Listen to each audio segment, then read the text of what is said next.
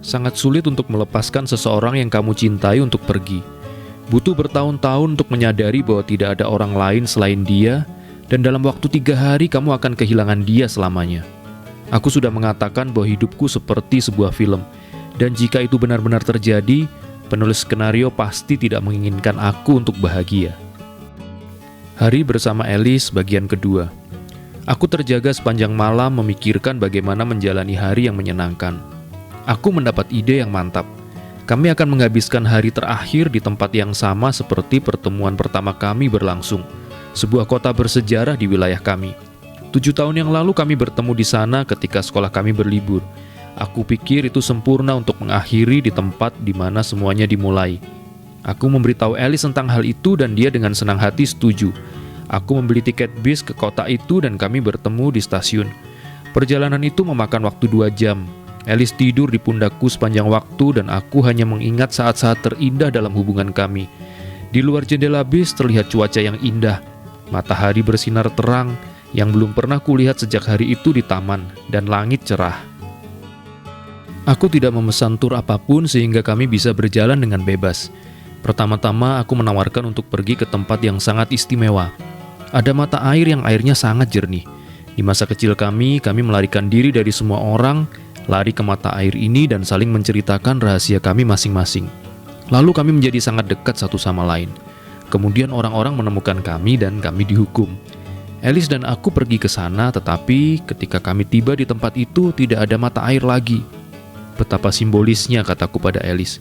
Dia tidak menjawab, dia hanya memelukku. Meskipun tidak ada mata air, tetapi keindahan alam masih memberikan perasaan yang sama seperti yang kami rasakan ketika kami masih anak-anak. Aku memandangi Alice dan tidak bisa percaya bahwa hanya dalam beberapa jam dia akan terbang dan aku tidak akan pernah bertemu dengannya lagi.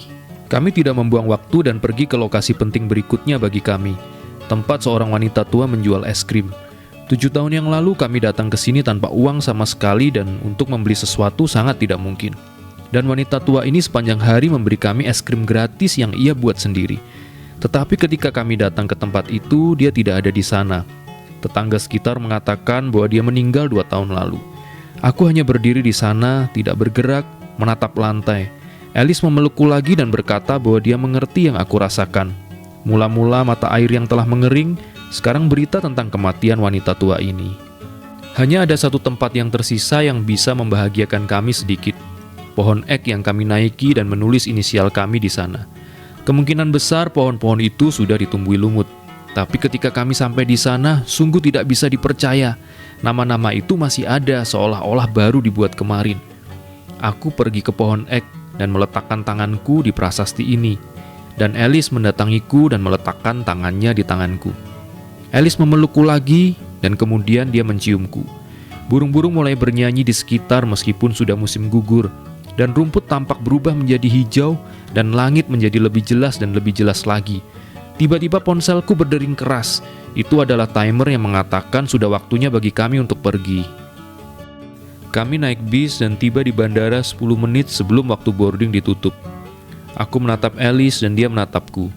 Dia tidak bisa menahan diri dan mulai menangis lagi. Aku memegang tangannya, mengatakan kepadanya untuk tidak mengatakan apa-apa. Berbisik kepadanya bahwa aku akan selalu mencintainya, menciumnya untuk yang terakhir kalinya, dan membiarkannya pergi. Dia pergi, menyeka air mata.